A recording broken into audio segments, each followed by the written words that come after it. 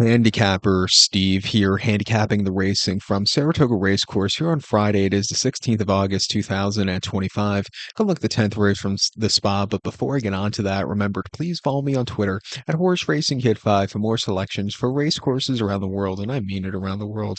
Let's look at the 10th race from Saratoga, which is the Alabama Stakes. It's a grade one event going for a $600,000 purse race for 3-year-old fillies. Six horses are going to 2,000-meter journey or a mile and a quarter on the Saratoga main track.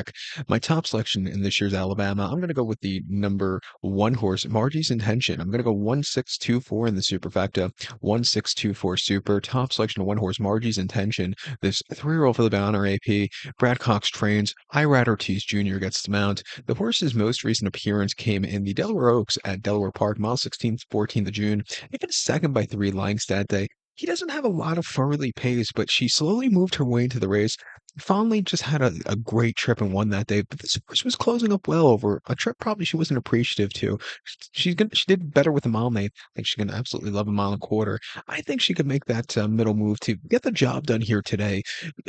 Biggest test to date was the Grade 2 Black-Eyed Susan at Pimlico, mile and the eighth on the 16th of May. Wasn't the world's deepest Black-Eyed Susan, but she still won by three-quarters length with that class test. She sat mid-pack most of the race. She moved her way around the far turn up into the race, and when she got to the turn of foot at the top lane, she came home clear. That was a very good run that day at 5-2. First time facing open company also. She's Louisiana bred, running at the fairgrounds. And the previous care, Brendan Walsh, and was doing wonders against state breds there. She ran the Crescent City Oaks, where she had a decent second place finish behind Blue Fire. That day, this horse was just a little bit too wide around both turns, which cost her, but she was gaining that day. And then in a state bred stakes race at the fairgrounds over the mile, she finished second by 1/4 lengths. And again, she was with them early on. She just couldn't get there late, but she ran her heart out.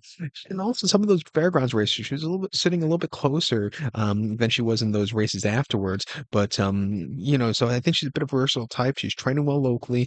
I'm going to give her a shot as a possible upsetter here at the graveyard of favorites.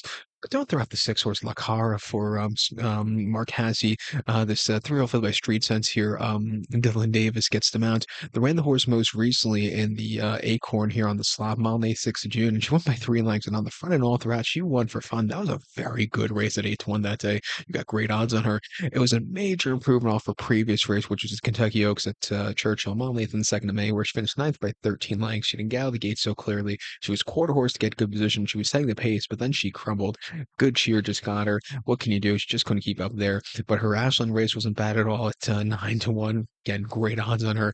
And then around a one-turn mile, even Mark Hasse said they needed a race between the Suncoast and the Ashland, which was the ultimate goal. They ran her in the Devona Dale, not her preferred trip, but she still got a decent second place finish that day. She's bred for this trip through and through. She probably doesn't even need the lead here today. I'll give her a shot on the ticket at 5-2.